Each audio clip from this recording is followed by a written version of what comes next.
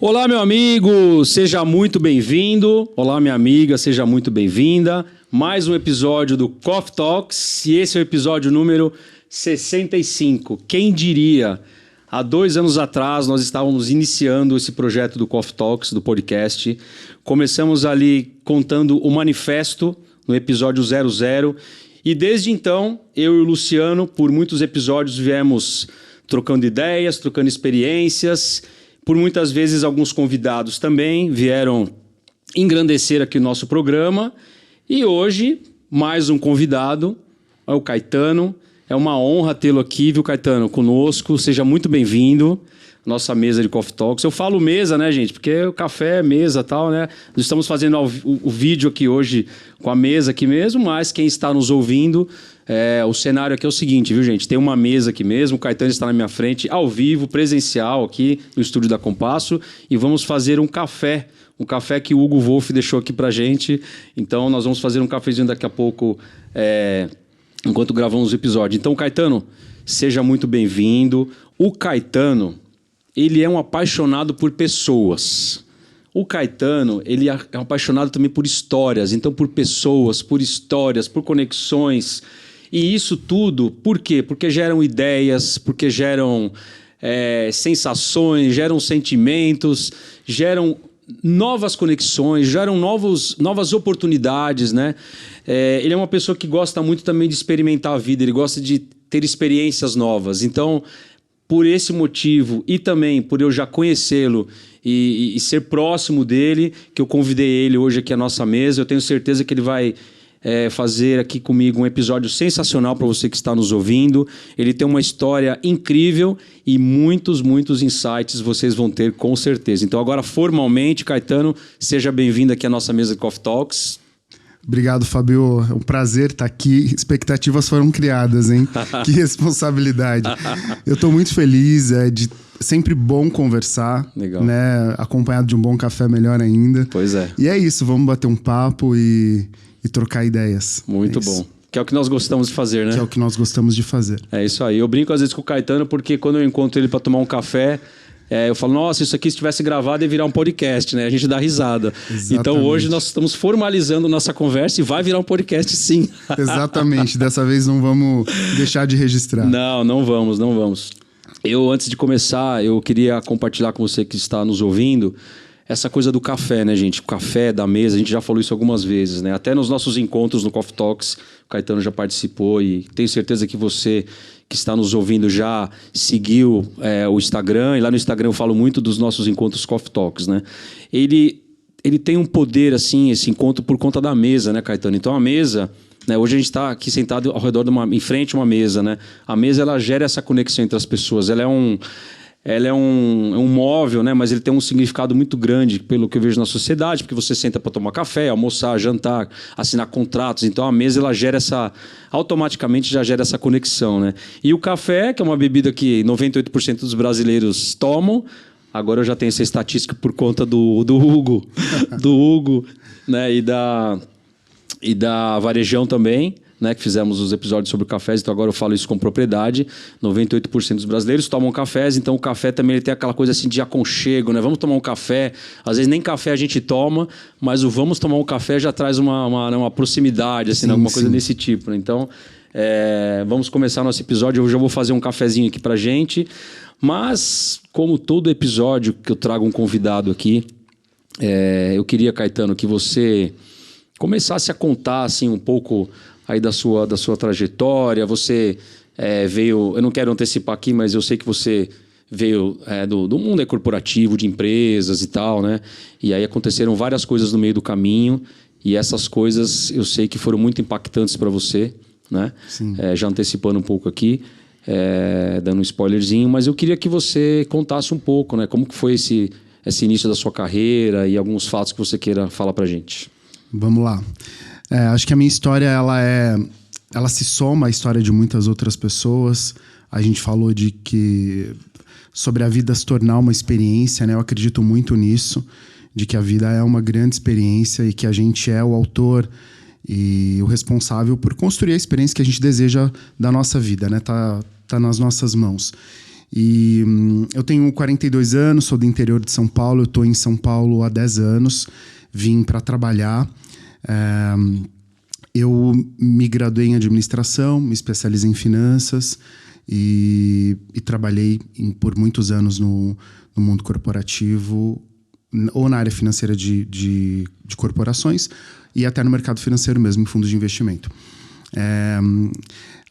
Eu sempre tive um certo equilíbrio, assim, eu fui perceber um certo descontrole da minha vida profissional e de que alguma coisa estava errado no ano de 2016.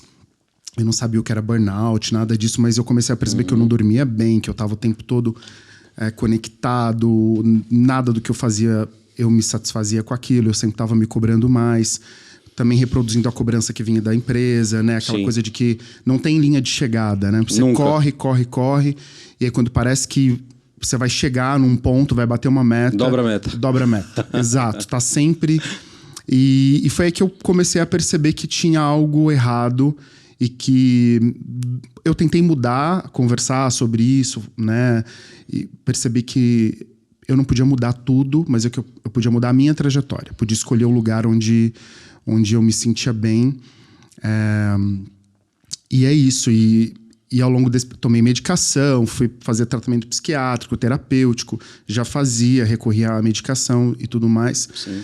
Mas foi na espiritualidade e trabalhando meu autoconhecimento que eu descobri que a vida acontecia de dentro para fora. Boa. E que as mudanças que eu queria que acontecessem do lado de fora, elas precisavam começar internamente, do lado de dentro. Legal. Então, foi assim que começou esse descontentamento, que, na verdade, foi um grande presente. Eu acho que tudo que está acontecendo na vida da gente, por pior e por mais difícil, não é um papo de autoajuda barato, não é isso não, né? A gente sou muito consciente dos problemas, da realidade, do quanto a vida ela é desafiadora e é desigual, né? Então, tá hoje aqui gravando esse podcast numa sexta-feira à tarde, podendo não estar no trabalho e tudo mais, é muito privilégio. Então, eu reconheço, né, esse lugar de privilégio. Legal. Mas eu acho que, independente do que a gente está vivendo, há sempre uma oportunidade que a gente pode transformar. Eu sempre olho dessa forma, assim. Acho que a gente pode construir um novo caminho. Sair da nossa bolha. E tem uma frase que eu acho muito legal, que é: existem outras formas, né, de viver a vida. A gente pode imaginar a vida de um jeito diferente e viver essa vida de um jeito diferente, né? Muito bom. Essa sua história, né? Eu acho que você começou bem falando que da aderência, que eu acho que com a maioria da população, né? A gente já falou isso em outros episódios, às vezes parece ser um pouco repetitivo, mas essas histórias estão cada vez sendo mais comuns, né? Das pessoas em empresas, em meta e cobrança e Sim. tal, né? Eu acho que as empresas estão fazendo a função delas, né? Mas eu acho que o fator humano ele tem que ser levado em conta, né? Porque a empresa, claro, depende de metas, de objetivos, de vendas e tal, mas tem que ter um olhar humano, né? Porque no fundo são pessoas que estão por trás, né? Tem a parte da tecnologia que tem ajudado muito, mas ainda o ser humano ele continua tocando os negócios ainda bem, né? No final do dia são sempre as pessoas, né? E a gente percebe que começa a ter um movimento, né? Se falando um pouco mais disso, de qualidade de vida. O pós-pandemia também ficou mais... trouxe mais a evidência, né? Esse assunto, essa percepção das pessoas que, poxa, que foi bom ter ficado um pouco mais em casa, foi bom ter visto meus filhos, né? Ter tido um tempo para eu pensar, um tempo de repente que eu não tinha, porque eu tinha a questão do transporte envolvido, vai e vem e tal, né? E a gente percebe que hoje até aumentou o índice de pessoas que estão até pedindo a conta, né? Muito. Porque antes isso era uma coisa assim muito rara de acontecer, pelo que eu vejo, né? Sim. Porque no Brasil tem essa coisa da lei trabalhista, então eu não vou pedir a conta porque eu tô X anos eu vou perder minha rescisão e tal, né? Alguns países não tem isso, né? O próprio Luciano, ele mora em Londres e a gente já falou muito disso, e lá as pessoas saem do trabalho meio desprendido, assim, sabe? Não fica essa muita questão, talvez até por conta disso. Não tem a questão da rescisão, do FGTS, da multa, lá não tem isso, né? Então, aqui eu vejo que é um assunto que ainda acaba segurando as pessoas da empresa, a questão não só do salário, mas principalmente quando muitos anos de empresa, a pessoa vai ficando por conta dessa... Vou deixar de ganhar os benefícios, etc. Mas você tocou num ponto aí também que é muito importante, a questão do burnout, né? Que é uma palavra que também a gente vem ouvindo falar muito, né? Uhum. E ela não é só um buzzword, né? Ela é uma realidade, né? Pessoas estão tendo mesmo, né? Você é uma prova disso, né? É uma realidade. E me parece que tem que acontecer alguma coisa na nossa vida muito drástica, alguma coisa assim mais dolorosa para a gente acordar, né? É isso que eu tenho visto, né? Por que será que a gente não consegue dar esse passo antes, né? De ter um burnout ou de ter algum problema, né? De a gente começar a ter um olhar para dentro, por exemplo, como você disse, antes desses acontecimentos, né? Parece que tem que acontecer alguma coisa, uma pancada para a gente acordar para a vida, né? Eu acho que essa pergunta tem muitas respostas, mas eu acho que pode ser... No meu caso, por diversas vezes eu insisti achando que como eu sou um idealista, né? E pisciano, para os que gostam de astrologia, eu idealizo, sonho, penso, então eu acho que eu vou dar conta de mudar aquela realidade. Mas chega uma hora que a realidade ela começa a moldar você. Você começa a se transformar uma pessoa que está aderente àquele ambiente, né, aquela energia, aqueles hábitos, aquela rotina. E aí é muito difícil, porque o que aconteceu comigo foi que chegou num momento que eu não me reconhecia. Eu olhava e falava, não sou eu não sou essa pessoa, né? Então, e essa coisa de que as pessoas estão pedindo, tem pesquisas comprovando, né, no Brasil e no mundo, estão pedindo demissão voluntária, abrindo mão de direitos e de segurança, apesar de uma crise econômica, apesar de muito desemprego. Porque muitas vezes é uma questão de sobrevivência. É uma questão de que ou eu saio desse trabalho ou as consequências são muito drásticas. A pessoa não consegue mais dirigir, ela tem síndrome do pânico, ela não entra num elevador, ela não fica sozinha em casa. Então, a OMS, há alguns anos atrás, já disse, né, que a depressão é a doença que mais paralisa pessoas no mundo. E o Brasil lidera esse ranking. Lidera esse ranking. Então, é muito preocupante. A gente falou de um movimento que as empresas fazem. Algumas empresas já criaram áreas de saúde mental. Não sei porquê, mas a dança de cadeiras nessas áreas é muito grande. Eu deduzo, não posso afirmar, que é porque, na prática, os executivos e os profissionais responsáveis não conseguem executar o trabalho como gostaria. E o que eu percebo é que a linguagem corporativa, e eu sou muito crítico a isso, ainda adota a questão da saúde mental focada em manter a produtividade do colaborador e do profissional. E eu acho que é mais do que isso, né? E é o que eu acredito muito. Eu sempre cito, né, o Sociedade do Cansaço, o livro Sociedade do Cansaço, que ele fala que a nossa sociedade atual, a gente se identifica a partir do homem, da mulher, né, do ser que trabalha. Essa é a nossa identificação na sociedade. É muito comum num café, num evento, num encontro em São Paulo, falar, né, da realidade onde a gente vive, você encontra uma pessoa pela primeira vez, ela vai te perguntar o que você faz, onde você mora, ela traça o seu perfil socioeconômico para a partir daí ela se identificar com você e criar correlação de assuntos e tudo mais. Então, o trabalho ele ocupa um lugar muito importante na nossa cultura atual e para as pessoas. Mas a gente está entendendo cada vez mais que nós somos mais do que um ser que trabalha. A gente gosta de, né, tem até uma música que fala, a gente gosta de comida, de diversão e arte. A gente é um ser complexo, né? Somos um ser biopsicossocial, muito mais do que um homem que trabalha, uma mulher que trabalha. Eu acho que essa é a confusão, né? A gente vive numa cultura mundial capitalista, onde precisamos produzir, precisamos manter as empresas funcionando, dando emprego e tudo mais, mas eu acho que é um questionamento, né? Eu gosto muito também de uma citação do Ailton Krenak. Ele falou isso, inclusive, agora na Bienal do Livro. Eu tive numa palestra dele que ele disse: a gente não acredita que a gente é capaz de parar a economia por conta do aquecimento global. A gente prefere ver a nossa espécie acabar do que pensar numa economia de uma forma diferente. Verdade. Então é muito estranho pensar, mas como a gente vai diminuir, né, e mudar? Mas não foi sempre assim, né? É verdade. A gente já viveu de uma forma diferente. Então, por que a gente não pode reinventar, né? Sim. E eu acho que essas demissões e todos os movimentos que estão acontecendo, de executivos irem para uma banda, irem se tornar barista. E são fatos, são histórias verdadeiras, né? Isso é maravilhoso. É maravilhoso, porque a pessoa está se descobrindo, ela tá experimentando a vida de dentro para fora. Ela está descobrindo que a vida é uma experiência, que ela é finita, e em que em qualquer momento a nossa trajetória acaba, cessa. Por que eu vou ficar num trabalho? Por que eu vou ficar construindo uma experiência que me faz chegar em casa no final do dia? Eu já vivi isso. Sim. E ver a vida cinza, ver a vida triste, achar que a vida é só trabalhar para pagar as contas. E não, a vida é muito mais do que isso, né? E não é um discurso de autoajuda, barato e tudo mais, né? É uma proposta da gente, não tô apresentando nenhuma solução, né?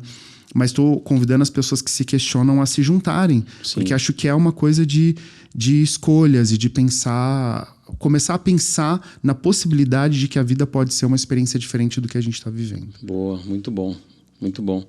Eu não acho que isso que você eu não acho, né, que isso que tudo que você falou é autoajuda, não. Eu acho que é realidade, né? Primeiro que você está compartilhando a sua experiência, né? Exato. E eu também falo um pouco por mim, né? Que vivo um momento agora, né? Estamos gravando um episódio aqui em 22 de julho, né? 2022. Vivo um momento também de transitório, né? Também vindo corporativo. O ouvinte já conhece a história. E também estou enfrentando esse novo modelo, mas assim, de uma maneira super aberta. O fato de eu estar aqui gravando podcast, por exemplo, alguns anos atrás seria impensável, né? Também no corporativo fazendo coisas nada a ver com podcast, mas hoje é uma coisa que eu amo, né? Esse compartilhamento de histórias, né? de conexão, né? A gente se parece muito nos nossos gostos aí, né? Então, de se conectar com pessoas, histórias e tal, por isso que existe o podcast, inclusive. Mas eu acho que isso não é autoajuda, não, né? É a gente compartilhar as nossas experiências e também respeito quem estiver ouvindo que de repente não está nesse momento, porque eu também não estive nesse momento no passado, sim, né? Sim. Hoje eu estou, né? No passado eu não estive, né? Estamos experimentando um momento novo e estamos vendo que vale a pena sair da tal da caverna, né? Porque você fica lá na caverna, todo mundo com medo de sair, mas a hora que um sai lá, gente, vem aqui para fora, que é maravilhoso, tem luz, tem planta, tem tal, e é difícil a pessoa que está dentro da caverna enxergar o quão maravilhoso é estar fora da caverna, né? Exato. É mais ou menos tem isso. Vida fora da caverna, né? Existe, acho que essa é a primeira constatação, né? Exato. Tem um exercício que eu acho que também que é muito importante, que tudo que a gente vai falar aqui, né, eu vou compartilhar, você também, é baseado na nossa bolha, do lugar onde a gente enxerga e dentro da nossa capacidade de enxergar, né? Sim. Então, acho que é um exercício muito importante essa coisa de sair da caverna, pensar em... Primeiro reconhecer que a gente está numa bolha, depois entender que existem outras bolhas e de vez em quando e tentar olhar e passear por essas bolhas. É claro, sim, que talvez a gente volte sempre para a nossa, mas eu acho que existe nesse momento muitas experiências, né? Sim. Existe hoje o Fábio de 10 anos atrás, o Caetano de 10 anos atrás. Então é isso, respeitar o tempo e o processo, exato, de algumas pessoas. Boa. Algumas discussões eu acho muito importantes, que é, por exemplo, essa coisa da saúde mental, a coisa, por exemplo, da inclusão, da diversidade, da equidade de gênero. Sim. Essa coisa, ela ultrapassa a barreira do tempo. Não dá pra gente respeitar que algumas pessoas nessas pautas, sim, estejam lá atrás. Sim. Elas precisam alcançar, avançar e tá aqui agora, né? E claro que precisa da nossa ajuda, do nosso esforço, mas a gente precisa trazer para esses lugares. Sim. Mas é muito comum ainda, eu percebo, e muitas pessoas nesse movimento de acreditar na meritocracia. Outro dia mesmo eu peguei um Uber e ele estava me dizendo de um processo de que ele saiu do trabalho e foi pro Uber e tudo mais, e ele me disse assim, eu acredito que quando a gente quer, a gente consegue, E eu disse, olha, eu acredito que isso funciona para algumas pessoas, mas a gente não pode, quando olha para alguém que não está alcançando os mesmos resultados que a gente, entender que ela não está se esforçando. Sim.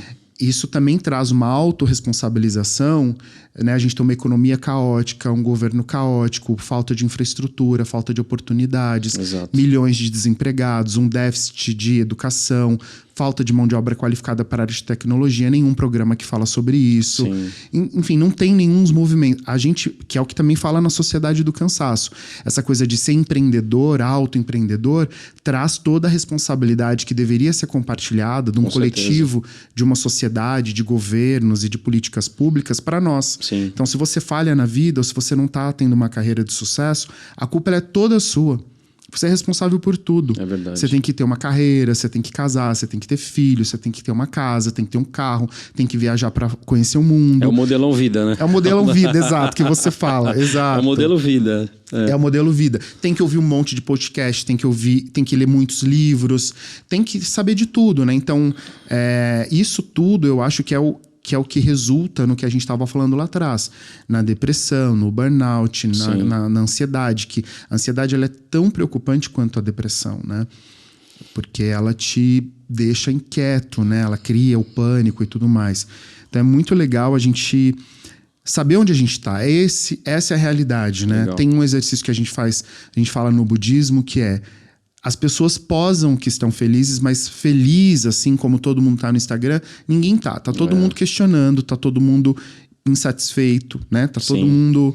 Eu acho que esse exercício é muito legal, quando a gente toma consciência de que, o que eu tô passando é todo mundo, tá todo mundo no mesmo barco. Exato, entende? Exato. Mas você falou uma palavra aí que agora acho que eu vou entrar num outro assunto, budismo. Podemos. Esse foi o gancho, né? Não combinado, mas foi o gancho, porque nessa questão da espiritualidade, você tocou no assunto na minha primeira pergunta, né? E aí o gancho é essa questão. Você estava nesse processo de burnout, de autoconhecimento, vários problemas, e aí o budismo acabou entrando na sua vida, né? Chegou até você por alguma forma. Caiu de paraquedas. Né? Caiu num café. Tem a ver com café. Tem a ver com café? Opa. Tem a ver com café. Então conta como é que foi isso. Bom, antes de falar do budismo, eu tentei, falando dessa autorresponsabilização, eu procurei ajuda, né? Fui pra terapeuta, fui pra psiquiatra, achando que eu precisava resolver aquilo. Não conseguia resolver. Então, uma medicação resolvia o sono, mas me levava sono durante o dia, caía minha produtividade. Aí a outra ajudava na produtividade, interferia no sono. Até que um dia eu falei, não dá, eu vou ter que resolver na causa. Eu sei qual é a causa e eu preciso dar um rumo diferente. Sim.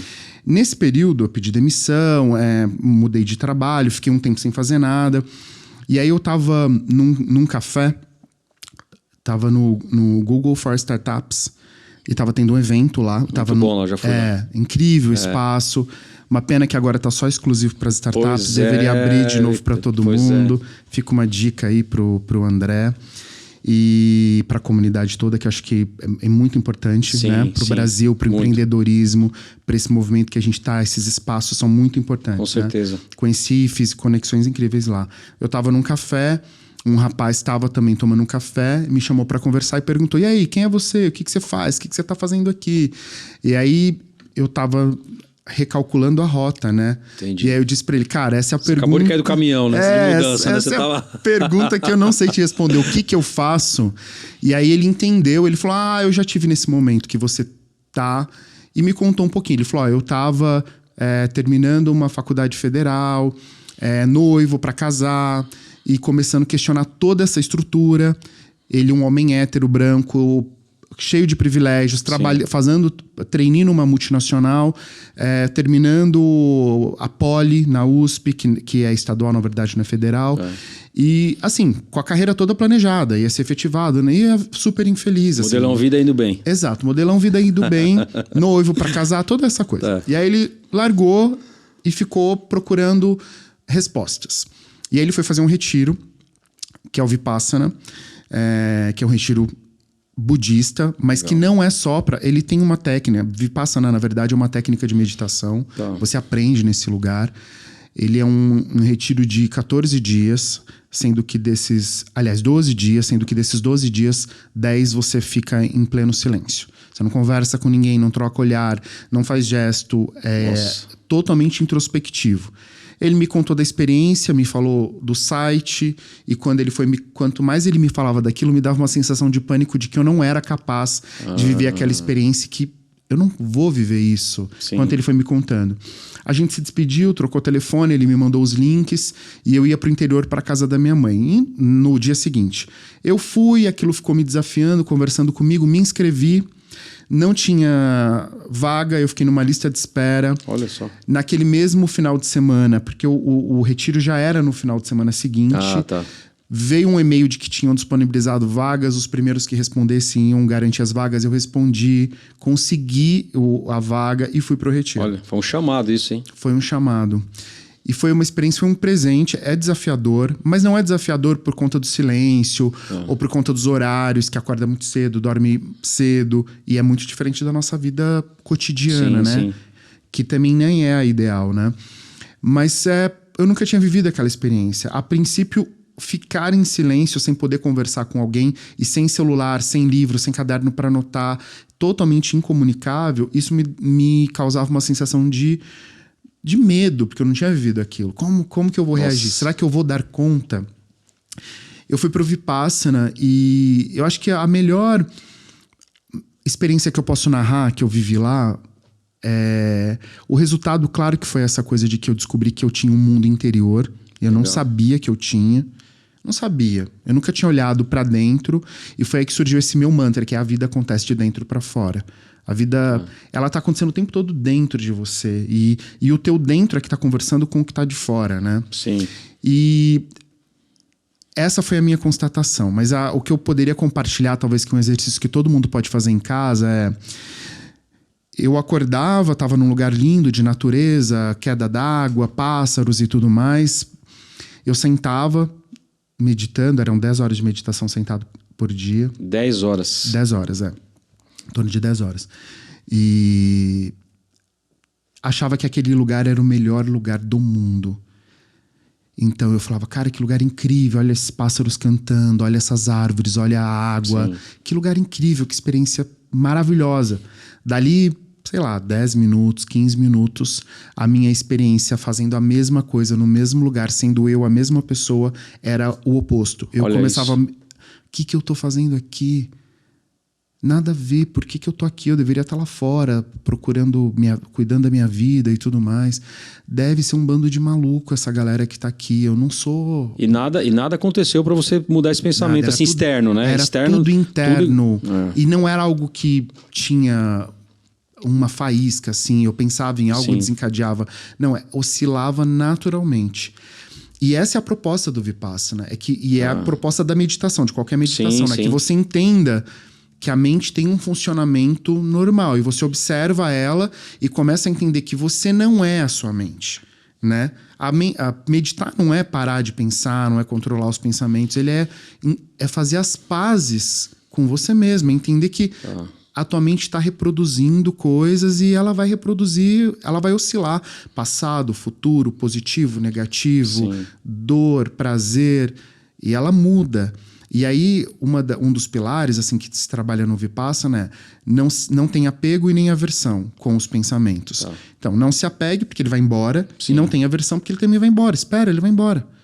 E foi isso. E aí, essa é a experiência que a gente traz para a vida. Legal. Não se apega, né? Porque aquele colega de trabalho, aquela pessoa que você ama, aquele trabalho dos seus sonhos, a natureza, né?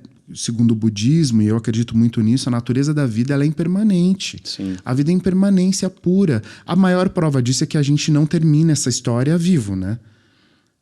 A gente não vai durar para sempre. Verdade. As pessoas, por mais importantes que sejam, quantos reis, rainhas, Einstein, Chopin, Beethoven, mentes brilhantes, não duram para sempre.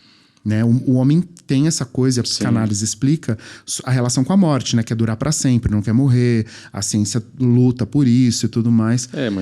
Mas a vida é impermanente, então ela tá mudando o tempo todo, né? Então foi assim que nasceu a minha relação com o budismo. Legal. Muito bom. Não? Assim. É incrível. Eu fiquei a hora que você foi falando, né? Eu fui imaginando principalmente 10 dias, né? Olho para dentro, tudo isso que você falou. E eu imagino assim, né? Se já aconteceu esse conflito lá, num lugar... É um lugar bacana, né? Assim, claro que tem hora que vem o pensamento, não quero estar ali, tá, mas vamos dizer assim, você não tem muita influência oscilando do mundo externo ali. Não tem influência externa. Você tem na sua mente e tal, ok, né? Beleza. Mas, o que eu pensei na hora que você foi falando isso? Quando você volta aqui para a realidade, você sai lá do mundo dos passarinhos e do verde e tal, né? Imagino que deve ser muito bonito. Você volta para a realidade, você vai vivenciar o caos, né? Independente de onde você mora. A gente mora aqui em São Paulo, então potencializa, né? Mas eu fico imaginando assim, né? Você viver numa cidade igual São Paulo, por exemplo, aí o caos da rotina de tudo, e é conta, enfim, trabalho, e confusão toda, é celular, aí a tecnologia também, né, que ajuda. Modo vida funcionando, né, full time ali e tal, Isso. né, 100%.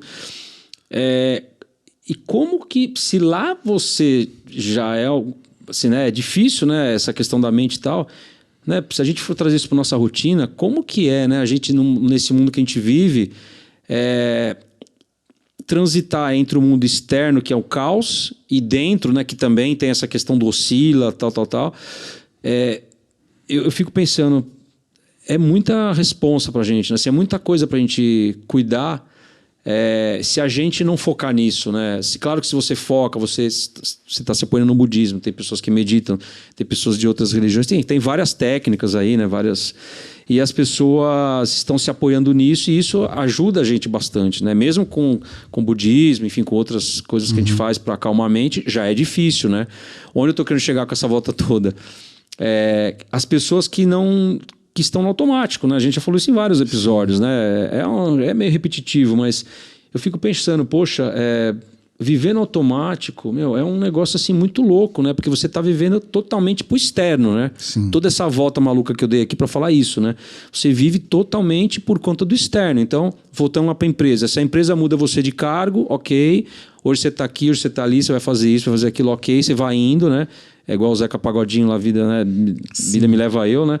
E aí coisas que vão acontecendo no seu externo. Se você não toma a rédea, você vive o sonho dos outros, você vive situações dos outros, você vai levando, você gasta uma energia maluca com coisas que acontecem, com pessoas, com situações que às vezes você nem precisaria estar preocupado com aquilo, né? Sim. O estoicismo, que eu estudo um pouco, ele fala muito isso, né? Que você tem que botar energia no que você controla, não no que você não controla. Sim. Né? O clima, eu vou viajar para a praia, vai chover. Não vai adiantar. Se você quiser estragar seu final de semana, você bota energia no clima, porque o clima, ele tá pouco se lascando para você, né? Então, você tem que economizar essa energia com coisas que você não controla, para aí sim você botar energia com o que você controla, no caso é a mente, né? E aí sim você achar outras alternativas, outras conexões, conhecer outras pessoas, transitar em outros ambientes, participar de experiências novas, como você já disse bastante, né? Ler livros, assuntos às vezes que você nunca teve contato na vida, às vezes se aproximar de alguns assuntos, porque isso vai te abrir um horizonte, e eu acredito que vai te aproximando ao seu eu verdadeiro, né? Sim. Quando você busca outras conexões, outras pessoas, lugares e tal, isso eu gostei. Caramba, eu não sabia que eu gostava de tal coisa. Aquilo parece que vai te aproximando cada vez mais, né? Só que para isso você tem que dar chance para você, né? Se você viver no automático, pensando no dinheiro, trabalho, eu sei que a gente precisa do dinheiro, claro, mas eu sempre penso assim, no paralelo a gente sempre tem que dar vazão, né, para esses assuntos novos, para novas conexões e tal, porque é ali que você vai, caramba, isso aqui eu tô curtindo, né? Pô, tô gostando de cozinhar, tô gostando de tocar uma música, nossa, eu não sabia que eu gostava de ler livros, nossa, agora eu tô começando a ler, né? Sim. E aquilo vai te aproximando ao seu eu verdadeiro, né? Assim, né? Eu acho que é mais ou menos isso, né? Eu acho que, assim, quando eu voltei, é um recomeço sempre, né? A gente tá sempre buscando, recalculando, experimentando coisas novas, que é a impermanência, né? Então, impermanência. Não muda, não permanece o tempo todo, né? Se apega. A gente é ensinado para planejar a vida e alcançar um lugar onde a gente se sinta seguro, realizado, realizada, próspera, né? Mas aí vem a saúde, vem crises econômicas, vem problemas. Enfim, a vida não tem esse lugar. Esse lugar que ensinaram pra gente, que a gente tem que buscar ele, a gente relaxa, eu acho, quando a gente entende que a gente não tá indo pra lugar nenhum. Então, eu acho que é muito importante ler, falar, ouvir, olhar pra arte, olhar pra música. Eu acho que é muito importante, olhar isso que você está dizendo, é muito importante. E é muito importante também a gente ter uma compreensão do mundo, como as coisas funcionam, quais são os interesses de coisas e de situações que estão acontecendo. Então, por exemplo, você assiste séries, assim, por exemplo, House of Cards. Você começa a ver... Você assistiu House of Cards? Um pouco. Um pouco, mas então... O contexto eu já pesquisei. O contexto existem bastidores e o palco. Às vezes a gente acredita só no que está acontecendo no palco e não vê os bastidores. Sim. Então, por isso que é importante a gente se informar, ler. Então, às vezes falam, não vou assistir televisão, não vou ver jornal. Claro que também é tóxico, às vezes só notícias ruins e tudo mais. Mas a gente precisa ter uma fonte de informação. Se não é a TV, qual é? É um jornal? É um podcast? É uma newsletter? O que é que eu vou usar para me informar? Eu vou ler, vou pesquisar, vou assistir. Tem programas incríveis na TV Cultura, Roda Viva, Café Filosófico. Legal. Tem muitos programas, né? Tem muito conteúdo bom. Tem muita porcaria? Tem, mas tem muita coisa boa. Sim. Né? E aí tem uma coisa que é escolha, né? Acho que chega no momento... Você se informa, você vive experiência, você descobre coisas da vida, mas num determinado momento você vai ter que romper com algumas coisas e construir a tua realidade. Eu acho, né, que não tem como evitar isso. Sim, sim. Então, tipo, eu tô num trabalho. Cara, você vai ler livro, vai fazer terapia, eu passei por isso. Chega uma hora que você vai ver, cara, não dá, esse trabalho não é o que eu quero, não é esse lugar. É como você pegar um cacto e pôr ele numa terra muito úmida. Sim. Ou o inverso, a gente tem uma natureza, né? E tem uma coisa legal também que a gente foi ensinado a ter cuidados, assim, tomar banho, escovar dente, cortar cabelo, cortar unha, fazer todas essas coisas. Mas a gente não olha para dentro, né? E os cuidados que eu preciso né? O alimento, o cuidado, a minha higiene interna, assim, como é que eu faço isso? Como é que todas essas coisas que eu vou guardando no dia a dia, em que momento que eu, né? Tem uma experiência muito interessante que eu ouvi de alguma comunidade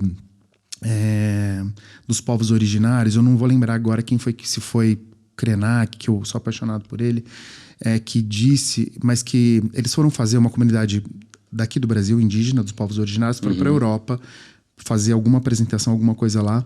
E quando eles foram para a cidade lá, eles questionaram, por que tantas paredes? E por que não tem terra? E é uma coisa que está no nosso dia a dia, ter muita parede e cimento. Sim. Né? A gente não pisa na terra. E quando você vai para a praia, você vai pro meio do mato, né? Você foge dessa loucura de São Paulo e faz essa experiência muito simples, você descobre uma outra experiência de vida. A gente recarrega as energias, não é? Você escuta o barulho do pássaro. Então é isso também. A gente criou uma estrutura de vida, né?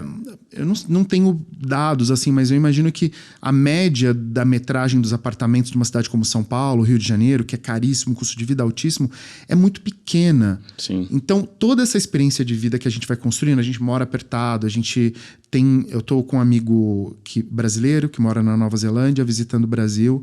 Ele tá há 5 anos sem vir para cá. E ele disse que uma das coisas que ele mais estranhou quando ele chegou aqui é resgatar o medo de andar na rua. Cuidado do celular, preocupação com horário, essas coisas. Olha só. Então, todas essas coisas, elas vão impactando na nossa experiência de vida, na nossa qualidade de vida.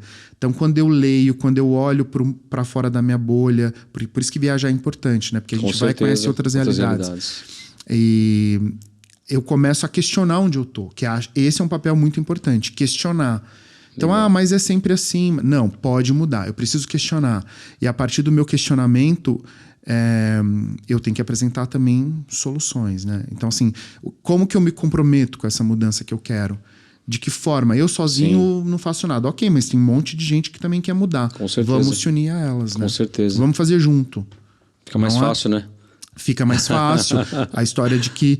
Ou mesmo que não fique mais fácil, mas que você não tá sozinho. Você tem apoio. Você tem alguém para descansar com você, alguém para... Você vai mais longe, né? Sim, o mais fácil que eu digo é nesse sentido. Exato, né? Fácil nunca vai ser. Tá? Fácil nunca vai ser, exato.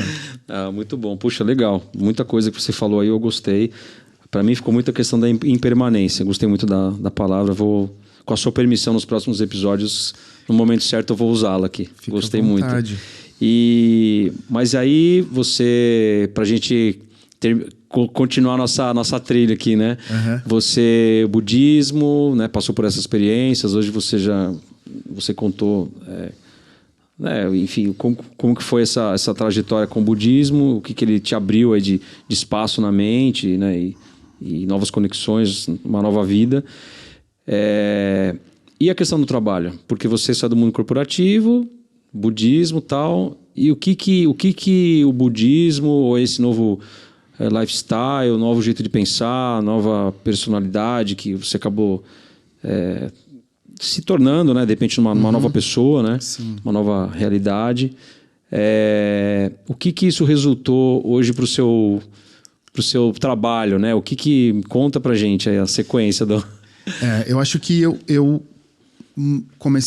tenho uma relação com um trabalho diferente da que eu tinha antes. Boa. Acho que eu vim de uma cultura, como a grande maioria dos brasileiros, né, que não herda, não tem empresa, coisas de família, e que precisa construir uma história com muito trabalho, com muita luta e sacrifícios, enfim.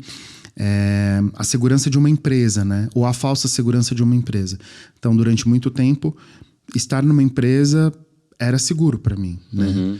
E em 2016, quando acontece essa primeira crise, que hoje eu entendo que era um burnout e tudo mais, naquela época o diagnóstico era depressão e síndrome do pânico, eu não conseguia dirigir, uma série de coisas. Eu comecei, veio uma luz assim, no meio de toda aquela loucura, eu comecei a entender que o meu trabalho era uma das etapas da minha vida e que eu gostava de algumas coisas que eu nunca ia realizar no meu trabalho. Tá. Que era essa coisa de se conectar a gente, a entender que alguns problemas sociais que me incomodavam, eu queria interferir e contribuir talvez com eles. Tá. Mas que no meu trabalho o foco era lucro, era resultado. A gente nunca ia levar essas pautas. Hoje até entra mais. Mas há 10 anos atrás, 8 anos atrás, entrava menos na minha realidade. E foi aí que eu comecei a procurar diversos trabalhos voluntários aqui em São Paulo. O primeiro deles foi um trabalho voltado para refugiado da Aliança Empreendedora, que é uma instituição muito legal, que é original de Curitiba, mas que tem aqui em São Paulo. Nesse trabalho com refugiados, em situação de trabalho análogo a escravo, então eram pessoas que eram resgatadas de confecções e que estavam trabalhando em um trabalho escravo mesmo. E a gente ajudava essas pessoas com mentoria, eles tinham recursos, enfim, para ajudar essas pessoas a construírem a vida delas. Nesse projeto voluntário, eu conheci uma pessoa que era voluntária do TEDx, aqui em São Paulo, e me convidou para participar como plateia do primeiro TEDx. Olha... Eu fui pro TEDx São Paulo, participei do primeiro evento. Eu fiquei muito surpreso, tinha conhecido o TED e o TEDx na faculdade, com vídeos, professores tinham me recomendado. Eu queria só que você fizesse o TEDx, o TED e o TEDx, com certeza a maioria das pessoas conhecem, né? Mas faz só uma pausa só para explicar o que é o TED e o que é o TEDx. Tá, o TED é uma organização, né, não governamental americana. Surgiu há mais ou menos uns 15 anos atrás. Ele foi fundado por um grupo de pessoas que queriam compartilhar ideias, democratizar o acesso a iniciativas e ideias que poderiam impactar positivamente a vida das pessoas. Legal. E a sigla significa tecnologia, entretenimento e design, que em inglês e português é a mesma coisa. Technology, Entertainment, Design, né? Com o passar do tempo, o TED quis estar mais presente no mundo todo, não só nos Estados Unidos, que as ideias não partissem só de lá, mas que elas pudessem ser compartilhadas a partir de qualquer lugar do mundo. Que é maravilhoso. E criou o programa TEDx, né, que é o xizinho, que se acrescenta a palavra TED. E esses eventos são organizados por pessoas licenciadas pelo TED. Não pelo próprio TED, mas por pessoas licenciadas por ele. Eu tenho o maior orgulho de ser um desses organizadores.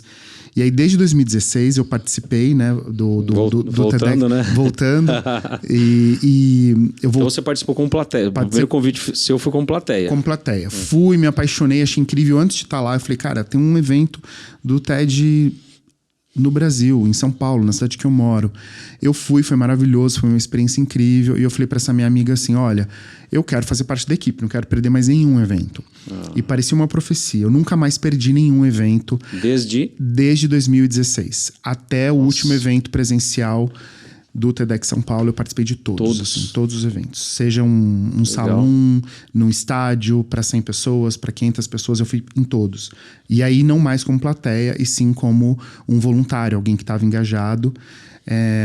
Todos no TED são voluntários, né? Todos, inclusive o organizador. Toda equipe legal. é voluntária, é um trabalho voluntário. Doação total, né, do Caetano nesse projeto. Doação né? total, exato. Legal.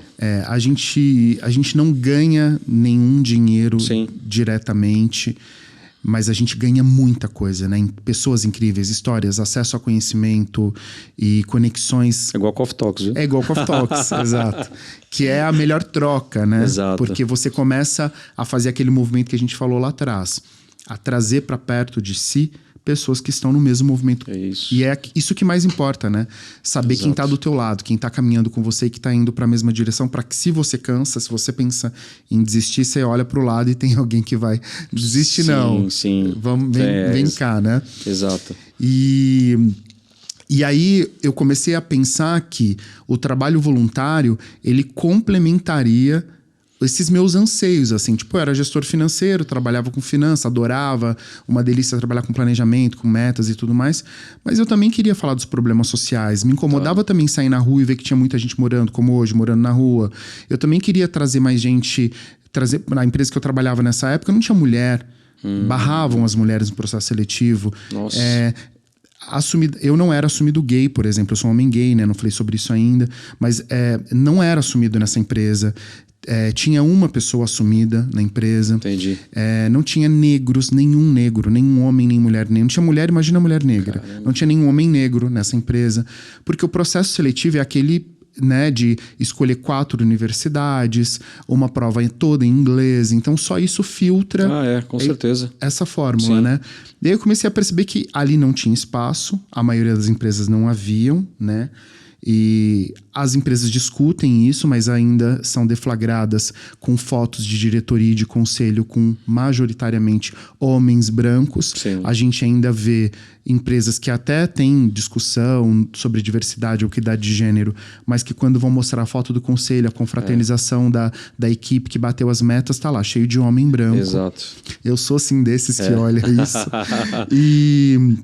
E aí o trabalho voluntário, ele meio que começou a complementar esse gap.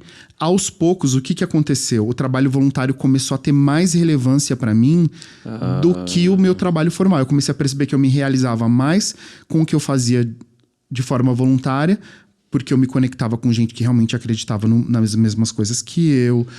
E isso me trazia muito mais energia. Eu percebi que isso estava muito mais...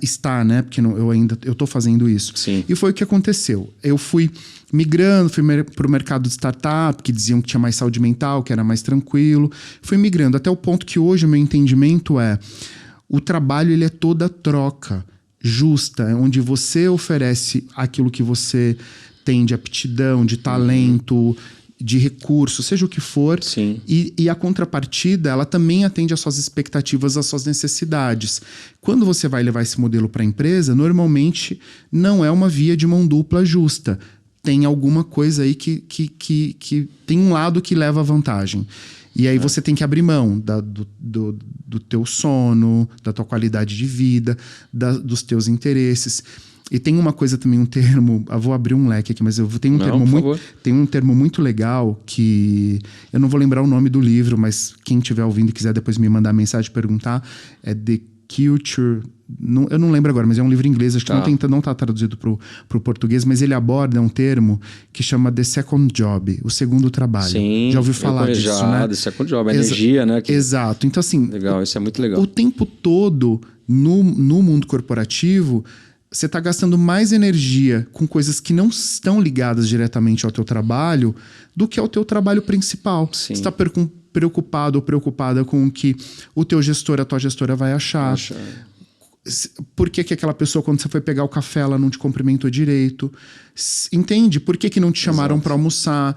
é esse tipo de coisa, né? Que não oferece segurança psicológica para as pessoas, e a gente está o tempo todo preocupado. Quando você começa a entender que num contrato de trabalho, não formal, mas assim, né, num acordo, Sim. precisa ter uma troca justa, você começa a entender que você se desloca, né? E tem uma coisa muito legal também, que foi um livro que eu li recentemente, que eu vou até falar aqui, pode te falar do livro? Pode, claro. Que é o livro Anticarreira do Joseph Tepperman. Sim. Até falei dele para você. Sim. Eu fiz um trabalho com o Joseph recentemente e eu descobri o livro dele nessa ocasião. Não conheci o Joseph, não conheci o livro dele. E o livro dele chama Anticarreira. Boa. E ele fala que a gente não deve focar numa carreira.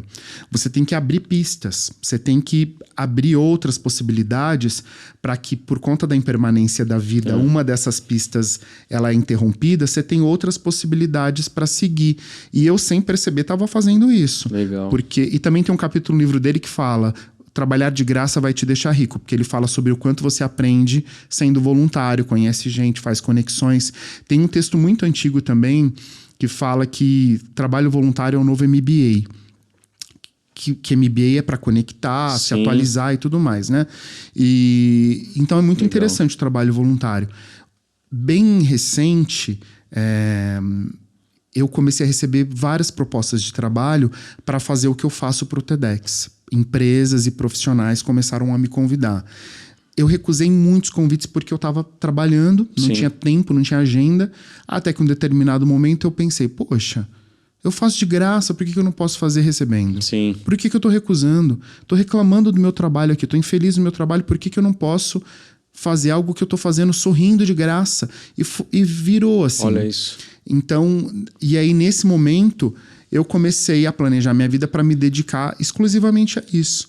Né? Eu fiz durante muitos anos, isso me gerou referências, indicações e um histórico do meu trabalho, do que eu fiz. E hoje é o meu trabalho principal. Eu tenho feito isso de forma exclusiva, né? Faço de forma voluntária pro TEDx. Mas eu também faço isso para empresas. Faço para outros TEDx que não o meu também, o que eu sou organizador, legal, que é em Guarulhos. Mas eu faço para outros TEDx fora do meu e faço para empresas, para profissionais e tudo mais. Puxa, que bacana. Então, chegou num certo momento aí que esse seu gosto, essa sua vontade, né, por tudo isso que você vinha fazendo, as pessoas já começaram a enxergar em você uma pessoa não somente capacitada, mas acho que talvez assim, né, que, poxa, esse cara tem um brilho no olho, né? Sim. O cara faz isso porque ama, porque gosta, né? Assim, é genuíno, né? Você não tá pelo dinheiro, mesmo porque o TEDx, mesmo que você participa ainda é voluntário, né? Então, esse aí já é o maior sinal de todos, né? Sim. Que às vezes é até difícil explicar para alguém, né? Poxa, mas você tá lá, né? É o que você falou, quanto você ganha, mas essa coisa do quanto que ganha a gente acaba tangibilizando muito no dinheiro, né? Sim. Mas quando você sai fora do dinheiro, o ganho que você tem, você não consegue mensurar, né? É imensurável, né? Porque é tanta coisa, né? Que você já falou, conexões, os assuntos que você, de repente, tem contato por conta de estar no TEDx, de repente você não teria. Sim. Né? Enfim, várias situações que vão te trazendo ali que tu não consegue mensurar, né? Muito mais do que dinheiro, né? Não tem custo, não tem preço isso, né? Eu acho que as relações humanas, elas dão um certo trabalho, porque você precisa, é igual cuidar de uma planta. Você planta, precisa de água, de sol, tem cuidados. Vem uma formiga, você tem que às vezes pôr alguma coisa para espantar as praguinhas. E a relação é assim também.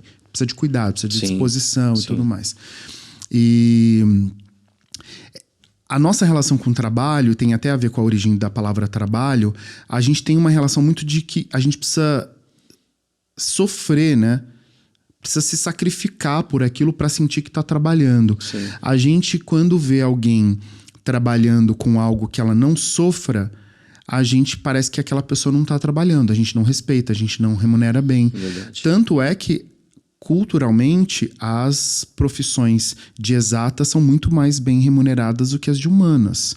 Os profissionais de humanas, os artistas, artesãos e tudo mais, eles são menos remunerados. As profissões que são mais, falando em financeiramente, né, na nossa cultura, mais bem-sucedidas, questionando aqui o que é ser bem-sucedido, né? Verdade. Abrindo um questionamento, são as profissões de exatas, são as profissões que exigem risco de vida, muitas vezes, né? Os engenheiros, as pessoas que vão para plataformas, que estão em indústrias e que, né? Então tem toda essa questão envolvida. Então a gente também precisa se questionar, eu preciso sofrer para trabalhar, o meu trabalho não pode ser algo prazeroso, que eu goste. É claro que ele desafia a gente, você não vai estar numa zona de conforto. Eu vou preparar palestrantes, às vezes que eu vou abordar coisas que eu vou ter que ler, vou ter que estudar, vou ter que me preparar. Com certeza. Porque eu tô abordando assuntos, às vezes eu tô preparando um especialista naquele assunto. Olha o Joseph mesmo, eu fui ler o livro dele antes de preparar ele, porque ele ia falar embasado no livro dele. Não tinha lido o livro dele, fui ler o livro, trouxe e me geraram um aprendizado. Essa troca ela é riquíssima. É verdade. Muito mais do que se fosse só dinheiro, né? Sim. Então, no caso dele, eu preparei ele pro TEDx FAP, ele fez o TEDx FAP. E é incrível, assim, eu acho que quando a gente começa a pensar numa troca que não é só de dinheiro, que é de outro tipo de energia, a gente começa a construir uma... Às vezes as pessoas não têm paciência de construir isso, né? De construir uma outra trajetória. Quer que as coisas sejam muito imediatas. É isso que eu ia falar. Por exemplo, o turnover, assim, vamos falar de equipe de voluntários, é muito alto. Imagino. Eu percebo que as pessoas chegam no trabalho voluntário e elas querem uma ascensão que atenda às expectativas delas muito rápido. E eu não planejei... Mas é porque ela tá colocando ela em primeiro lugar, Ela tá colocando ela em primeiro lugar. Ela não tá ali pela causa. Ela não se identifica pela causa, né? Ela muitas vezes, como ela sabe que o TED e o TEDx são marcas muito com credibilidade e que agregam muito valor e agregam, né? É uma marca muito séria. Com certeza. Então elas acham que vão entrar ali, que muita coisa vai acontecer, mas vai acontecer só se ela se entregar, se ela se comprometer, se ela construir o trabalho dela, né? Sim. Então eu carreguei muita caixa, eu varei noite ajudando a montar kit de gift bag para dar para público, entende? Essa parte ninguém vê, né? Ninguém vê. Então, assim, já carreguei muita garrafa de água para levar para camarim, já lavei, já limpei, já fiz muitas coisas. Porque para mim o importante era que o evento fosse uma experiência incrível e que atendesse a expectativa, o propósito dele, né? Sim. E não que eu me realizasse, né? Exato. Então a gente tem que às vezes entender que dá um passo para trás, se coloca, né, por detrás da causa, daquilo que você está trabalhando. Nossa, muito, muito bonita essa história, eu acho, sabe? Porque a questão da doação, né, de você se doar, né? E aí você está falando do tempo, né? Porque você está em primeiro lugar, que é o tempo que você se dedica. Sim. E muitas outras coisas que você acaba doando também, mas principalmente o tempo, né? E essa questão da causa, quando você coloca ela em primeiro lugar, tudo fica leve, né? Então você passar a madrugada fazendo coisa ou tendo que acordar mais cedo para pegar um voo às vezes, sei lá, isso acaba ficando leve mesmo, né? Ele passa... Você faz com prazer. Você faz com prazer, né? É exatamente isso. Eu acho que tem uma necessidade básica do ser humano que é um sentimento de pertencimento, né? A gente precisa se sentir pertencente a grupos, e a gente também já falou aqui hoje sobre ter pessoas caminhando com a gente, né? Legal. E é uma coisa do budismo também, a sangha, que é a comunidade. A sangha são as pessoas que estão junto com você e que é um dos pilares, assim. Você não faz sozinho. Você precisa de gente junto com você para aprender, para corrigir, né? A gente está o tempo todo aprendendo, né? Com certeza. Evoluindo, errando, levanta, corrige. E a gente precisa, eu acho que na pandemia a gente aprendeu muito isso, sobre a importância da gente ter uma rede de apoio. Com certeza. Rede que faça e permita com que a gente não se sinta sozinho. Alguém que você possa ligar e dizer, tô mal, tô triste. Por quê? Não sei, tô ansioso, tô triste, tô angustiado. Por quê? Na pandemia a gente descobriu que não precisava ter porquê.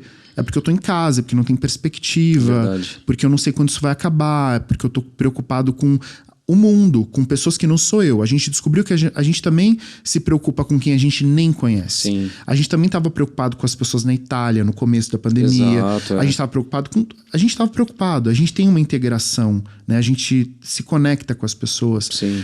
Então eu acho que essa coisa de se doar, eu acho que a gente precisa entender, isso é muito distante da nossa cultura, que tudo que eu faço, seja de bom ou de ruim pro outro, eu tô fazendo para mim. Então, se eu quero um mundo melhor, começa a olhar para o outro. E a nossa cultura é muito narcisista hoje, né, Fábio? Total. A selfie, as redes sociais. Total. Sou super adepto, me critico, me analiso sobre isso. A gente tem uma dificuldade muito grande de olhar para o outro, até nas relações, né? A gente olha para o outro como alguém que vai realizar as minhas necessidades, né? Verdade. O outro tá ali por minha causa, não por ele mesmo, né? Então, eu acho muito importante essa coisa da gente exercitar. Tá com muito problema, tua vida tá muito difícil, começa a olhar pro problema do outro, começa a ajudar o outro. Sim. Né? Então, eu, por exemplo, nesses últimos anos, de 2016 até 2019, até hoje, né? Mas antes da pandemia, Sim. eu organizava toda a minha vida para estar nos eventos, para estar na preparatória, para não faltar de um treinamento, para estar nas reuniões de planejamento. A minha vida era toda organizada porque eu sabia. Claro que tinha dias que eu falava, será que é importante nessa reunião? Eu falava, lá no dia do evento eu vou falar, valeu a pena ter ido, valeu a pena ter contribuído. Então essa coisa de se doar, eu não tô fazendo pelo outro. Eu não tô tirando de mim para dar nada para ninguém.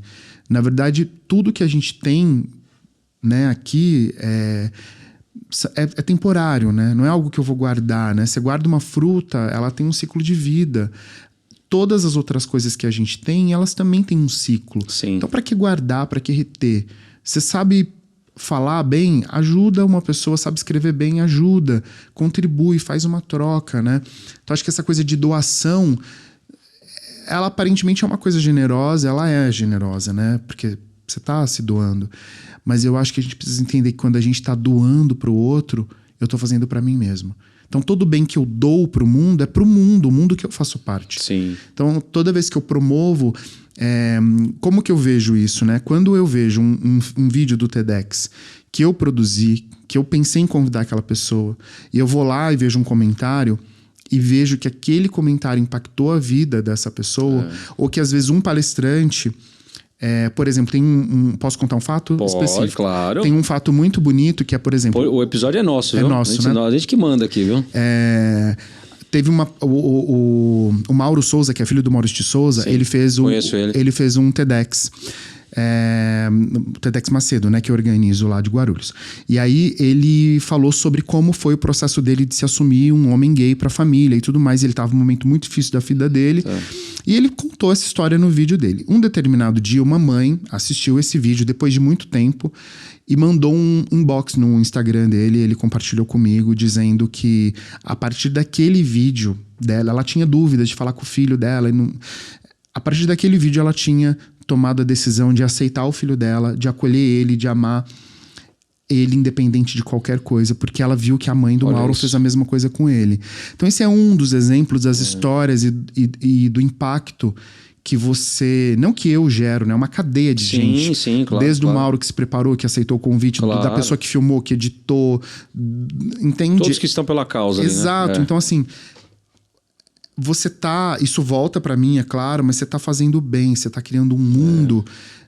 A gente vive hoje um ativismo muito por detrás do celular. Verdade. As pessoas criticam, elas falam de... Mas e aí? Então, às vezes eu acho que as pessoas não sabem o que fazer. Né? Mas o que eu vou fazer? Eu sou impotente. Vá ser voluntário, vai ser voluntária. Acha um projeto perto da sua casa. Sim. Sabe, vá pra uma paróquia... Vá para uma escola, para uma creche, vá fazer uma festinha de Dia das Crianças para crianças que não têm. Há sempre algo que você pode fazer. Com certeza. Às vezes, pelo que eu vejo, as pessoas acham que tem que ser algo muito grande, né? É tudo ou nada, né? Ou eu participo de alguma coisa mega ou não tenho. E é isso que você falou, né? Se começar pela realidade mais próxima, às vezes até dentro de casa. Exato, né? até dentro começar de casa. A se doar dentro de casa. Porque a gente pensa muito na empresa... em várias coisas externas, mas dentro de casa você já pode exercitar muita coisa. Exato, Muita coisa, né? A questão da doação que eu falei do tempo, por exemplo. Quanto tempo você está doando para o seu filho, para sua filha, sei lá, né? Para alguém da família que está precisando, né? De repente um parente, um familiar, tal, né? Então você pode começar essa doação dentro de casa, dentro da família, né? Sim. E já é uma doação, né? Exato. Então, e aí... Por que não depois você começar, né, poxa, legal, foi legal doar por meu tempo, porque a pessoa melhorou, a pessoa começou a conseguir dar um passo, e aquilo vai retroalimentando, eu acho, né? E é o que você falou, né? É uma frase até que eu sigo um pouco, baseado no que você falou, aliás. Que é quando você acha que você está fazendo um bem para alguém, você está fazendo um bem para alguém, mas você está fazendo um bem maior para você mesmo. Porque no final do dia, é você que estava lá, você que viveu aquela experiência, você que viu o olho da pessoa brilhar, é o olho que você viu que, sei lá, né, diversas situações ali, mas você estava presente, você que ajudou, junto com várias outras pessoas, por muitas vezes, né, não é sozinho, proporcionar aquilo, né? E aquele bem-estar é seu. Por mais que o Caetano conte aqui no microfone o que é fazer uma doação, o que é carregar caixa no TED, enfim, fazer tudo que você já fez, no fundo, quem sabe mesmo foi você que experimentou aquilo, né? Aquilo que você, a experiência foi sua. Olhar para tudo aquilo e ver que eu fiz parte daquilo é incrível, né? Sim. É essa sensação de pertencimento. Legal. Então essa coisa, esse exemplo que você deu é incrível, porque como eu moro sozinho, o contexto da família e de estar foge um pouco, né? Mas eu acho que essa coisa... Mas eu tenho memórias de quando eu morava com meus pais e tudo mais. Essa coisa de começar em casa, eu acho que é muito importante. Tem várias brincadeiras, né? Quer ser um ativista? Comece arrumando sua cama. Quer ser um ativista? Comece ajudando sua mãe a lavar a louça, seu pai a lavar a louça, seu pai a lavar a roupa. Exato. Entendeu? Então tem essa coisa, né? Então, começar dentro de casa, acho que é o primeiro passo que todo mundo pode fazer. Né? Não tem algo que você não possa fazer dentro de casa. Exato. A dividir a responsabilidade, né? A pensar naquele coletivo. É a primeira sociedade que a gente vive dentro da nossa casa, né? Exato. Até ontem, né, eu vi um áudio um vídeo do Murilo Gun, e ele fala, né, da empresa. Não, porque lá eu preciso lidar, o cara é CEO lá, eu preciso lidar com inovação, não sei o quê, a gente precisa inovar as coisas aqui, o cara não consegue e tal. Às vezes o cara dentro de casa, ele pode inovar uma coisa dentro da casa dele. Vamos inovar aqui o jeito que a gente está fazendo alguma coisa, né? Ou melhorar nossas contas de um jeito mais... Inovar, né? Pensar diferente. Tá? Então é coisinha pequena, né? E eu acho que essas coisas pequenas que estão ao nosso alcance, elas acabam mudando nossa mentalidade. E depois que você muda a sua mentalidade, você consegue fazer algo grande muito mais fácil, porque você já mudou a sua mentalidade, né? Sim. Então acho que a dica do começar pequeno é sempre válida. Poxa, legal. Olha... a gente está chegando, Caetano, ao final do nosso episódio. Que pena. A gente tem muito assunto para falar com você ainda. Quando eu me encontro com o Caetano para a gente tomar um café e tal, vamos marcar 1 hora de café que vira 2 fácil e se bobear 3, né? Então, o Caetano é uma pessoa que tem uma experiência muito bacana de vida, né? Ele trouxe aqui um resumo bem resumido. Essa questão do TED é muito legal, porque é uma instituição mesmo... É instituição, né, que fala, né? Uma instituição internacional, uma das mais reconhecidas aí, né? E o fato de você, né, Caetano, participar doando o seu tempo e tal, acho que é muito nobre da sua parte, mas como a gente disse já aqui, em alguns exemplos, o beneficiado são as pessoas que você está lá ajudando, mas o maior beneficiado é você, né? Então eu queria, partindo então para o finalzinho do episódio, eu pensei aqui, de repente, você deixar uma dica de algum episódio não é episódio lá, né? Algum vídeo, né? Do TED ou do TEDx, não sei, que você acha legal, assim, de compartilhar. Sei lá, o que vem na sua cabeça. Eu sei que tem muitos, né? Porque eu também gosto de muitos, mas de repente algum que você queira deixar assim como dica, não sei. Eu gosto de muitos. Imagina. Se eu indicar um, eu vou ficar em maus lençóis. Mas eu, de verdade, não tenho um preferido. Eu gosto de todos, assim... Todos então, eu gosto, né? Não tem um que eu falo, esse é preferido. Acho que tem várias histórias incríveis. Várias histórias, vários temas, né? Acho que a dica é assistam vídeos do TEDx. Entrem no canal do YouTube, procurem. Legal. Tem TEDx... o TED tem um projeto muito legal que é o TED Translator, que é democratizar, acabar com essa barreira da língua. Tá. Então, se uma palestra em português... ela vai ao longo do tempo recebendo legendas em diversos idiomas. Se ela é inglesa, ela também vai poder estar traduzida em português. Então é um conteúdo muito legal. Então eu acho que é isso. Eu acho que compartilhem. E eu vou convidar então para assistir os vídeos do TEDx Macedo, né? Que é o TEDx que eu organizo. Digitem lá TEDx Macedo. Macedo é um bairro da região central de Guarulhos. digitem lá e vejam. A gente tem 2 anos de vida, nossos eventos aconteceram todo durante a pandemia. Nosso primeiro evento presencial com plateia vai acontecer agora no mês de setembro. Então assistam os vídeos, assistam, né, os que eu citei aqui. E comentem os vídeos, mandem mensagem, mandem dicas. Compartilhem, né? Compartilhem. E eu acho que pegando essa dica, esse gancho, né? Eu não gosto muito de ficar pegando o gancho, né? Mas pegando o gancho na sua fala aí, para encerrar, então, eu acho que é uma curiosidade, né, das pessoas, principalmente que já conhecem o TED, o TEDx. De repente a pessoa, eu quero participar de um TED. Como que eu faço? De um TEDx, né? Que está mais próximo aqui e tal. Porque acho que tem muita gente que que está envolvida em projetos, ideias maravilhosas aí que, como diz o próprio TED, mereçam ser compartilhadas, né? Ideias que mereçam ser compartilhadas. Então, se alguém que está nos ouvindo tem esse interesse de ter mais um contato com o TEDx em relação a assim, ele ser um palestrante, compartilhar a ideia dele, como que essa pessoa faz? Existem diversos tipos de evento TEDx. Existem eventos universitários, eventos em bibliotecas, eventos em escolas, né? Tá. Eu vou falar um pouco do evento o Standard, que é o que eu organizo, tá bom. Que ele é um evento que está ligado a uma questão geográfica, de um bairro ou de uma cidade. Tá. Eu acho que a primeira coisa os eventos eles são com um olhar local para global. Então, claro que o evento, a experiência local, ela é muito importante. Então, compartilhar ideias locais no palco de um TEDx é muito importante. Tá. Mas também trazer iniciativas de ideias que se conectam àquela região também é muito importante. Então, a gente sempre mescla.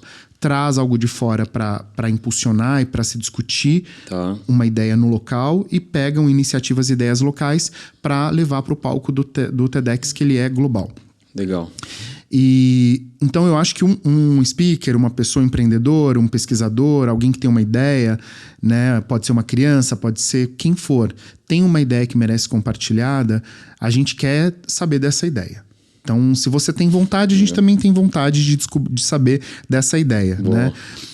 Eu acho que o primeiro passo é descobrir o TEDx mais próximo de você. Acho que esse é o passo. Tá. Tem um TEDx, um TEDx próximo de mim, geograficamente, numa escola, numa universidade, numa cidade, num bairro? Tem. Então se aproxima desse TEDx. Vai falar com o organizador, com a curadoria desse evento. Legal. Compartilha a tua ideia. Vai ter rede social, vai ter site, vai ter um e-mail. Alguns têm formulário para preencher e mandar material. Acha o organizador nas redes sociais. Esse é o caminho que todo mundo faz para chegar até a gente e é super bem-vindo, né? Porque a gente das bolhas não chega até todo mundo. Então é muito legal quando a gente fura a nossa bolha ou alguém fura a nossa bolha e traz a tua ideia. Acho que esse é o primeiro passo, mas nada impede de uma pessoa que mora em Belém do Pará mande uma proposta para fazer um evento em São Paulo. Nada impede. Mas eu sugiro, na minha ideia, é que é muito mais simples uma pessoa que mora em Belém fazer um evento em Belém do que o organizador de São Paulo trazer ele para cá. Tem custo envolvido, tem uma série de coisas, mas nada impede. Essa é a minha primeira sugestão. Legal. Vá até e deixe que alguém saiba que você tenha vontade de ser um palestrante. Boa. Não tem erro em nenhum nisso. Ao contrário. Se não tiver gente interessada, não tem o evento. Não tem evento. Então, legal. Que tenham muitas pessoas e muitas ideias boas para a gente compartilhar. Que bom, ótimo. Olha, você que está nos ouvindo, então, ou nos assistindo, essa é uma dica valiosa. Então, se você conhece alguém, né, ou você mesmo tem essa vontade de compartilhar uma ideia, você acha super interessante, está aí a dica do Caetano, que é um dos organizadores, né, na verdade, ele é o organizador do TEDx aqui em Guarulhos, né? Então, ninguém melhor do que ele para dar essa dica, né? E tem uma coisa também que é a grande maioria dos eventos TEDx fazem um evento chamado Open Mic, que você inclusive participou desse evento do TEDx São Paulo. Nesse evento, a gente abre para que as pessoas venham compartilhar ideias e a gente descubra. E a ideia desse evento é exatamente para que a gente faça um processo de curadoria. Essas pessoas venham participar dos nossos eventos, né? Então também fique de olho, porque às vezes o evento perto de você abre inscrição para um Open Mic. E aí você se inscreve e vai lá compartilhar a tua ideia. Legal. Então, essa também é uma oportunidade. Muito bom. Esse eu indico, viu? Porque, como você disse, eu já participei. É muito, muito interessante, né? Foi muito legal ter participado, né? Assim, já é uma participação, assim, que já é um pezinho no TED, assim, né? Exato. Mas, assim, foi 1 minuto falando, mas foi 1 minuto, assim, que foi muito importante, assim, para mim, por saber que eu possa ter ajudado pessoas, principalmente porque estavam na pandemia, né? Sim. Então, acho que a importância, na verdade, vem disso, né? Claro, tem o Fábio e tal, mas acho que é mais assim, quem que está ouvindo, se uma pessoa conseguir pegar isso e melhorar a vida dela, esse é o objetivo, né? Sim. Acho que é isso. Legal, então, como eu disse, já estamos quase entrando no 2º episódio aqui, né? Quase no 66. Mas, Caetano, eu queria te agradecer demais pelo seu tempo, sua disponibilidade, você que veio até aqui no estúdio da Compasso, presencial, né? É sempre melhor fazer presencial, viu? Porque presencial a gente sente energia muito bom das pessoas, olha no olho, é muito bacana. É claro que tem vezes que a gente não consegue se promover isso, mas então eu queria te agradecer pelo seu tempo, por você ter vindo, ter concordado, principalmente em compartilhar, né, a história da sua vida, né? Um pedaço da sua vida super importante. E é isso. Se você quiser deixar algum recado final para as pessoas que estão ouvindo, baseado em tudo que você falou, fique à vontade. Já que você falou que a gente estava no presencial, né? Agradecer aí a quem se dedicou para que a gente pudesse estar aqui de volta, né? Os cientistas, médicos, profissionais da saúde que desenvolveram uma vacina, a gente que se vacinou. Então, acho que isso é muito importante a gente reconhecer que a gente só pode estar aqui hoje, graças à vacina. Com certeza. Há muitos profissionais, há muita gente que se dedicou para que a gente pudesse estar aqui retomando a vida. A gente ainda está em pandemia. É verdade. Mas a gente já tem hoje a possibilidade de estar aqui vacinado, né? E com medidas de segurança que nos permitam estar aqui. Eu acho que... Eu vi outro dia uma frase no Instagram da Rita Van Hunting que ela dizia assim, que amadurecer é descobrir que o correto é viver a vida como uma criança. Então eu tenho pensado muito nisso, que às vezes a vida, os desafios, a estrutura da vida faz com que a gente leve tudo muito a sério, se cobre e não experimente a vida. E eu de verdade acredito que a vida é uma experiência, a gente está aqui para experimentar, né? Então o convite é, se a sua experiência, né, se a minha experiência ela não tá, eu posso mudar ela. Eu posso mudar. Às vezes uma pequena mudança muito simples gera um grande impacto. Às vezes você vai ler um livro, vai dar uma volta na rua, muda o trajeto de casa, faz uma listinha de 10 pessoas da tua infância que você não fala mais, vai tentar falar com elas, vai fazer uma visita para uma pessoa que há muito tempo, se doa, né? Sim. Não fique esperando que o mundo venha e mude, vá você. Se doe para o mundo, entrega, né? Tudo que a gente olha, né, nessa sala, tipo, olha, a roupa que a gente usa, o calçado, esse microfone, essa mesa, tem amor, dedicação, carinho e trabalho de muita gente. É verdade. O que eu tô dando em troca? Eu acordo de manhã, tomo banho, como meu pão, tomo meu café. Quantas pessoas se dedicaram com muito amor e carinho para que eu tivesse tudo aquilo ali?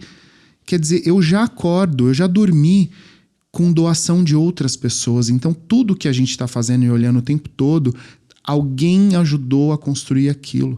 Boa. Eu já acordo em dívida com o mundo, não é? Verdade, então, assim, vamos nos doar mais, vamos entregar mais, vamos parar de esperar que só venha até a gente.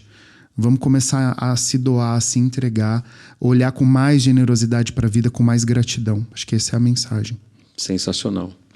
Sensacional. Muito obrigado por esse pensamento, por dividir esse pensamento, por dividir tudo. Mais uma vez, queria te agradecer. Foi uma honra tê-lo aqui no nosso episódio 65. Com certeza vai ser um dos episódios mais marcantes e com mais ensinamentos. Então, te agradeço. Eu agradeço você também, que ficou até o finalzinho aqui nos ouvindo ou nos assistindo. Se você acha que valeu a pena toda essa história, peço que compartilhe. Né? Eu acho que é isso que faz crescer a Rede do Bem, como eu digo aqui, né? A Rede do Bem é assim, né? Poxa, isso aqui foi tão legal para mim. Poxa, então compartilha com alguém, né? Com certeza vão ter outras pessoas que vão gostar também de ouvir, né? Vão amadurecer, vão crescer, enfim, né? O próprio slogan do Coffee Talks é esse, né? Connect, Learn e Share, né? Então, gente, vamos praticar o share, viu? Temos que compartilhar para a gente poder crescer isso, viu, Caetano? Então, ó, muito obrigado mais uma vez, agradeço. tá? Você é nosso convidado aqui para sempre, quando quiser voltar. Nossa mesa aqui, seu lugar está reservado. Obrigado, tá à joia? disposição. Eu que agradeço. Legal. Obrigado, gente. Então, muito obrigado mais uma vez. Te vejo aí no próximo episódio. Coffee Talks, Connect, Learn e Share. Um abraço.